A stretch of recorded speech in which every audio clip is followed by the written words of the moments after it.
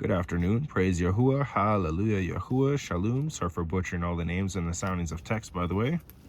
This is Genesis 33. And Jacob, James, lifted his eyes and looked and saw Esau coming, and with him 400 men.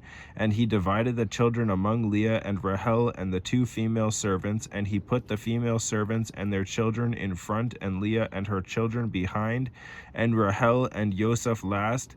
And he himself passed over before them and bowed himself to the ground 7 times until he came near to his brother. And Esau ran to meet him and embraced him and fell on his neck and kissed him, and they wept. And he lifted his eyes and saw the women and children and said, Who are these with you? And he said, The children with whom Yahuah has favored your servant. I just want to point out that Esau didn't care about what his brother had done at this point. And it's not what his brother had done, it's what Esau probably realized that he had done that to himself, reconciling that he was the one that caused his own feelings, and it had nothing to do with Jacob, who sold you food for your birthright. So now they're all good. He was probably young and foolish, and he realizes now that he's older, he's like, wow, that doesn't even matter. I am glad to have my brother back. It means a lot more to have my brother back. That's awesome. Then the female servants came near, they and their children, and bowed themselves. And Leah also came near with her children, and they bowed themselves. And Joseph and Rachel came near, and they bowed themselves. I just want to point out that bowing to people is a form of respect, not a form of worship, unlike praying to someone, which is a form of worship. And we are only to worship Yahuah. That's what Yahusha says. Don't call me good. Only Yahuah is good. Keep his commands. Worship him. Then Esau said, What do you mean by all this company which I met? And he said, To find favor in the eyes of my master.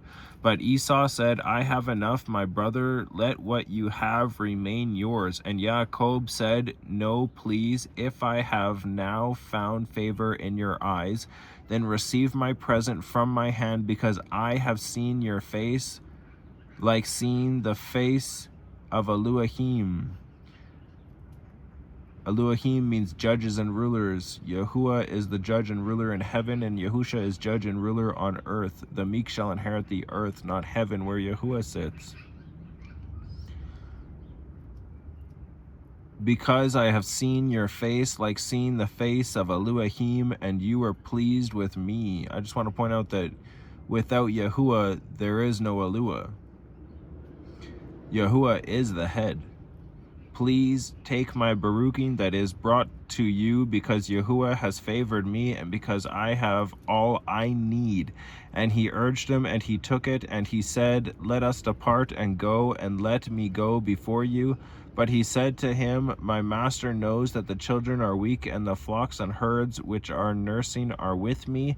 And if the men should drive them hard one day, all the flocks shall die. Please let my master go before his servant, and let me lead on slowly according to the pace of the livestock that go before me, and according to the pace of the children, until I come to my master in Seir. And Esau said, Please let me leave with you some of the people who are with me. But he said, Why this? Let me find favor in the eyes of my master.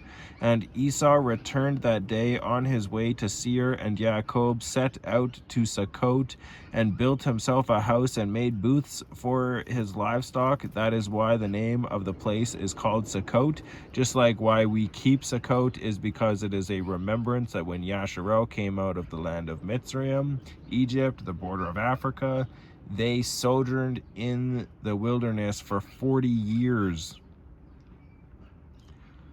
And Jacob came safely to the city of Shechem, which is in the land of Canaan, when he came from Padan Aram, and he pitched his tent before the city.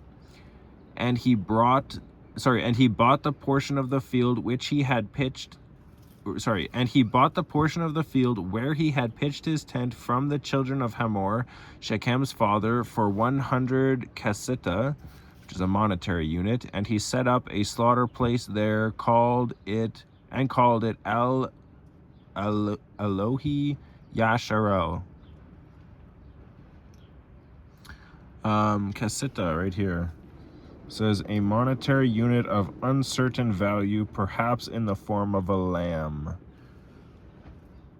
That's cool. Anyways, praise Yahuah. Hallelujah, Yahuah. Shalom.